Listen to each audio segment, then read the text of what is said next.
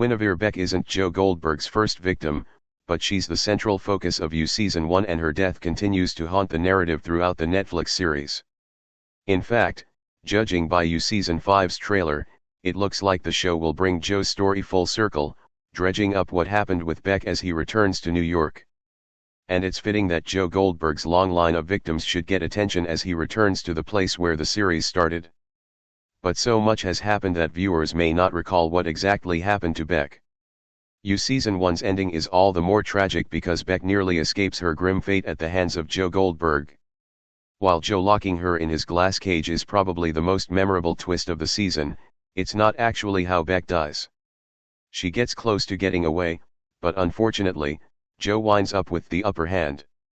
He also finds an easy way to frame someone else for her murder, ensuring he suffers no consequences for Beck's death. Guinevere Beck's Season 1 death explained, why and how Joe Goldberg kills her.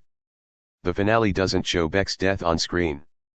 Season 1's finale, Bluebeard's Castle, opens with Beck in Joe Goldberg's cage, an outcome the entire season is building to.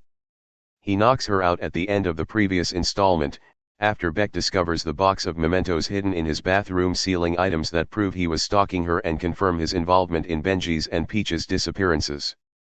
Beck is understandably disturbed by what the box contains. Realizing this, Joe knocks her unconscious and locks her up in the basement of Mooney's bookstore. Beck doesn't die in the cage, though. She finds a way out despite facing an equally tragic end later on. Beck manages to convince Joe that she can still love him in Bluebeard's castle, tricking him into opening the cage and kissing her. When he does, she steals the key from his pocket, then locks him inside the glass box instead. Unfortunately for Beck, she doesn't have the key to open the door leading back to Mooney's. And Paco doesn't answer her cries for help, as Joe saved him by killing the man abusing his mother. When Beck returns to the basement to retrieve the second key, she realizes that Joe is no longer locked away. Thanks to a spare key he hid in the cage, he's able to attack Beck yet again. Although she hits him with a hammer, she's still unable to get out of Mooney's basement. And because Beck doesn't land a killing blow, Joe wakes up and grabs her. The Netflix series doesn't reveal exactly how he kills her, it jumps forward 4 months to tell us that she's dead. However, Joe chokes her to death in Caroline Ken's book. Beck likely dies from strangulation or blunt force in the Netflix series, at least judging by the forceful way Joe grabs her. Season 1 avoids showing Beck's death on screen, but we know Joe doesn't put her back in the cage after she admits she could never love him. And it's unlikely he goes to other extremes.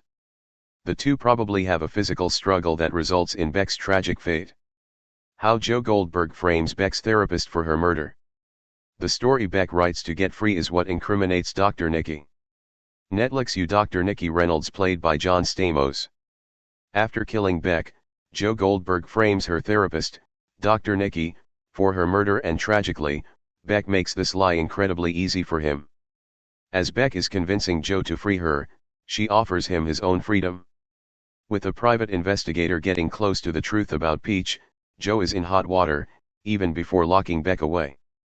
When Joe leaves a typewriter in the cage and tells Beck to write, she pens a story about Dr. Nikki, telling Joe they can accuse him of killing Peach. Season 1, Episode 9 reveals that Beck and Dr. Nikki are having an affair, so there is a morsel of truth to Beck's story. She uses that to weave the lie. However, she likely doesn't intend to frame her therapist for real, as she hopes to lock Joe up and escape. Upon her death, the words she types make it all too easy for Joe to spin the narrative surrounding her death in his favor. When he shares her manuscript, he ensures he's able to walk free even if certain people, like the Salinger's PI, still don't believe he's innocent. Why Joe publishes Beck's book at the end of Season 1. It's partly to frame Dr. Nikki and partly a twisted expression of Joe's obsession. Beck's book on display at the bookstore in Netflix's You. Viewers are told about Beck's death as Mooney's is stocking her book, which Joe submits for publication after her death. The main reason he does this is that it supports his story, it sets Dr. Nikki up as Beck's killer, and it takes any suspicion off of Joe. However, this isn't the sole motivation for Joe getting Beck's book published. Joe's monologue at the end of Season 1 also reveals that it's his twisted way of honoring her, as Beck's aspiration was to be a writer. This is why Joe doesn't just publish the words that incriminate Dr. Nikki, he also compiles Beck's other work, claiming that this is his way of showing his love for her. The more accurate interpretation is that it's a twisted expression of Joe's obsession with Beck.